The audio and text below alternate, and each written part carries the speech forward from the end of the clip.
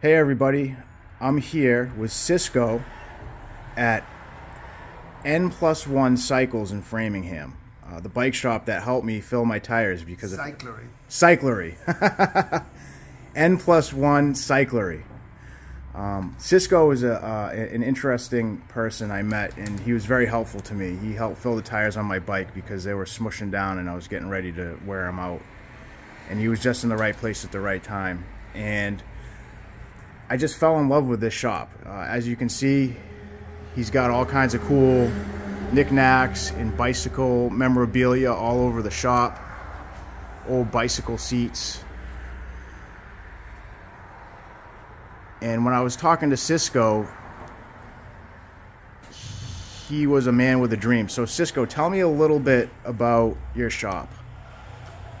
The shop started with the idea of I would say a base to create a bicycle museum. That is not that many in the area, or not at all, except for local collectors. But I would like to open a museum to be open to the public for educational purpose, and to show our collections, and so they don't take so much space in my house. Oh, this was all in your house before? There are 372 in the collection, so this is tip of the iceberg. So not only do you sell bikes and provide bikes to Framingham, but you collect and you refinish old bicycles. That's correct. What it drives me is that when I'm working on those old bikes, I kind of feel the soul who built it in the first place, and it makes me feel good. Sometimes I get the goosebumps that somebody's watching behind me, and me rebuilding those bikes from the 1920s, 30s, 40s, 50s, etc., all the way down to the 1800s. It's a good feeling. It's a good feeling. Like the beauty and creation. You're giving me goosebumps talking about it. So what did you do before this? What made you want to follow your dreams and your passions?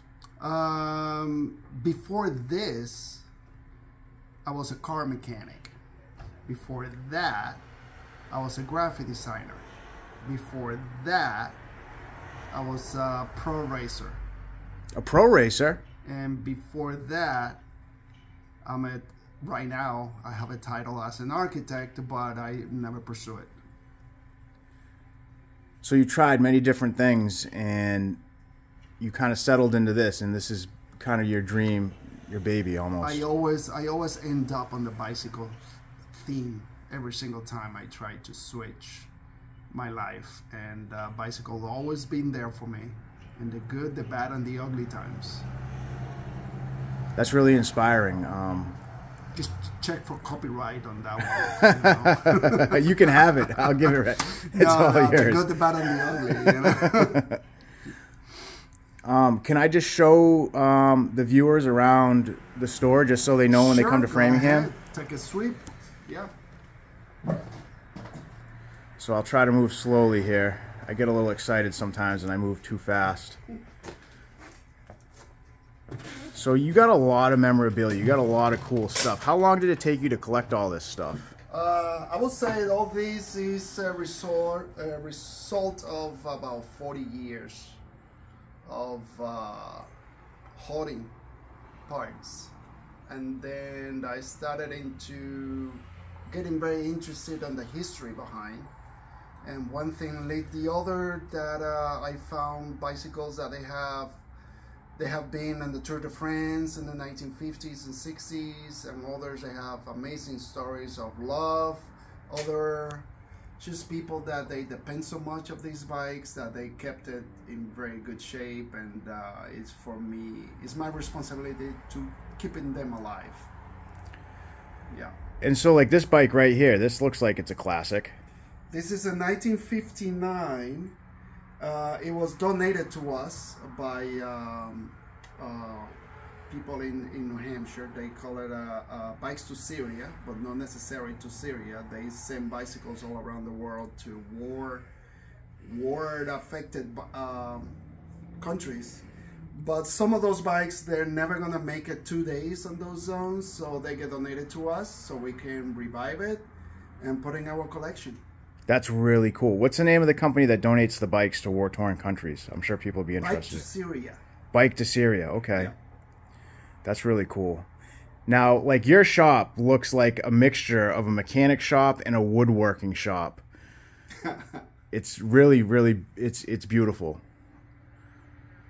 And I'll just give the people a look. Well, between the metal and the wood, we are in nature. So it's all basic elements of the... We got air, wood, fire, wind, and metal. Okay. Yeah, because like the store has this amazing like ambiance to it. Yeah. So what about, can I show the viewers the rest of the store over here? Sure, go ahead. Because they might be interested in stopping by sometime and purchasing a bike off of you.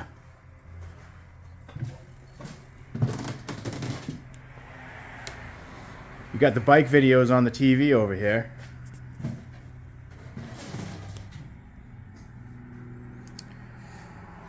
Yeah, Cisco, this is a really cool business. Thank you. It reminds me of times far gone. I call it my sandbox. Okay. I get to play in it, and I get to choose who play with me.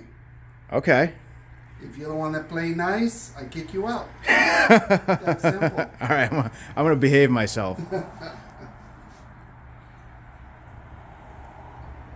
Oh, you got some bike books over here. Now that's a classic bicycle right there. That's a replica 1880. Wow. Cisco, why did they make those front wheels so big? Because they didn't know what they were doing. Years after that became the safety bike, which is what we know today as the two same wheel diameter bike. Why do they call it a safety bike? Because people kept falling off of the big wheel bike? People didn't break their brains. They didn't crack their brains every time they fell. Oh snap, you got ET over here. That's right. We have one of the original ET bikes over here.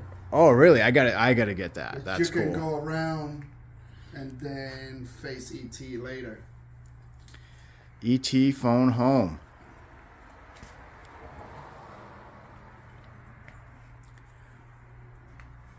Oh, so this bike right here, this is the banana seat one, right?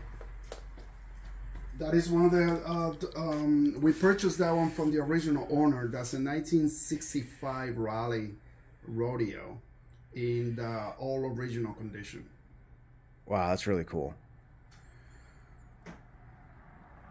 The blue and red and white, that's original Motorola team from the early 90s. This project. The bike on the top is one of the bicycle from Mayor Taylor, okay. World champion in 1899. That's original. Wow. So you got a lot of cool stuff in here, Cisco. Yeah, thank you so much. I keep on adding more and more as opportunity comes in eBay and other donors and so on. And you got a lot of bikes for sale outside out here. Yeah. I'll walk out real quick. So much I can keep. Well, you got to have people come and buy them. That's. Well, that helps the museum.